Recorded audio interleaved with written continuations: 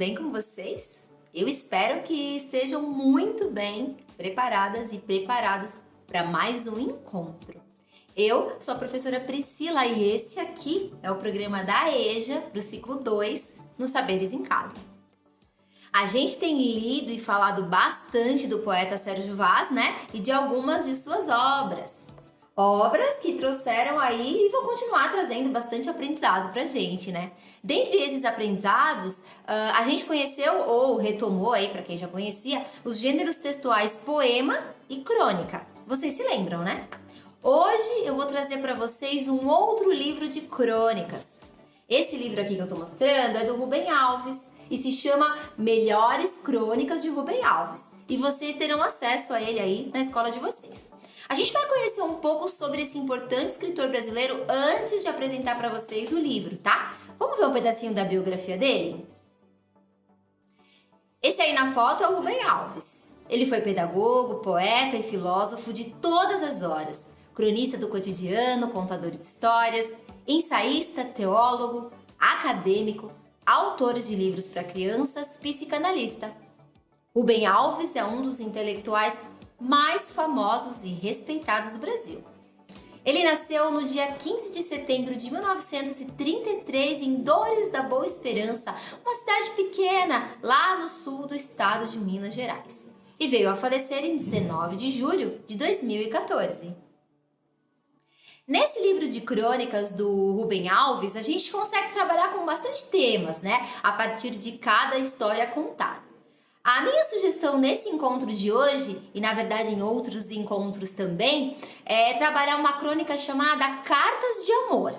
Então, olhando no sumário, né, que a gente trabalhou aí no livro de crônicas, na verdade, do Sérgio Vaz, a gente consegue identificar pelo nome, Cartas de Amor, a página em que essa crônica se encontra. Nesse caso, é a página 110. A ideia aqui, então, é ir trazendo alguns trechos dessa crônica para a gente conversar e trazer também algumas possibilidades de trabalho. Mas, quando vocês puderem, leiam a crônica na íntegra, ela completinha, porque vale muito a pena. A gente vai acompanhar agora um trecho para vocês sentirem o gostinho da crônica. Leio e releio o poema de Álvaro de Campos. Oscilo, não sei se devo acreditar ou duvidar. Se acredito, duvido. Duvido porque acredito, pois foi ele mesmo quem disse, ou melhor, o seu outro, o Fernando Pessoa, que ele era um fingidor. Todas as cartas de amor são ridículas. Não seriam cartas de amor se não fossem ridículas. Legal, esse é o primeiro parágrafo da crônica Cartas de Amor.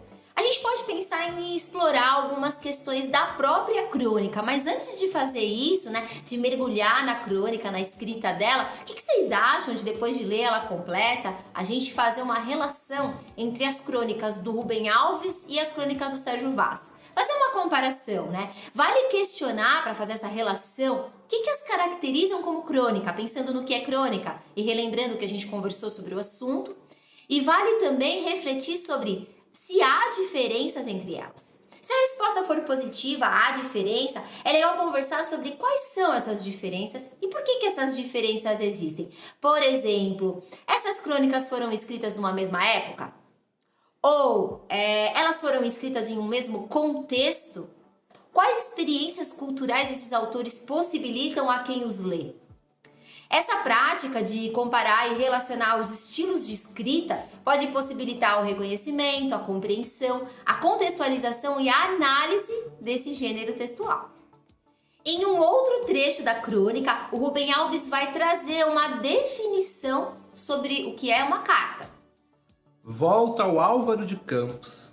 Será esta a razão do ridículo das cartas de amor? O descompasso entre o que elas dizem e aquilo que elas realmente querem dizer? Pois o propósito explícito de uma carta é dar notícias. E é por isso que elas são feitas de palavras. Aqui a gente vai pensar na definição e mais uma vez a gente vai deixar um pouquinho para mais tarde explorar a escrita, né? Esse significado da carta de amor pro Rubem Alves, que vai além dessas definições mais concretas, tá? Então, a gente vai pegar essa definição e pensar um pouco sobre a história dessa antiga forma de se comunicar. Na crônica, o autor diz que o propósito da carta é dar notícias. Pois bem, pensemos um pouco mais sobre ela, né? Sobre a carta. A carta é uma das mais antigas formas de comunicação entre as pessoas. Através das cartas pode-se reconstruir a história da humanidade, porque elas são consideradas uma inestimável mina de informações sobre os mais diversos tópicos e contribuem para contar muitas histórias. Para escrever cartas, muitas civilizações antigas, como o Egito, a Grécia Antiga ou o Império Romano, utilizavam a tábua de argila ou os pergaminhos de papiro. Só uma curiosidade, o papiro é um tipo de papel feito de uma planta. Quando precisavam ser enviadas para um destino específico, eram utilizados mensageiros. Antigamente, as cartas demoravam até meses para chegar ao seu destino. Pensando nisso, a gente não pode negar que as cartas nos dias de hoje são pouco utilizadas, né? Quem aí tem o costume de escrever cartas? O Rubem Alves, ele traz de maneira muito delicada e sensível a profundidade de uma carta de amor, não é mesmo? Mas pensando que uma carta tem a finalidade de transmitir uma mensagem, como é que a gente faz isso hoje em dia se a gente não usa mais tanto cartas?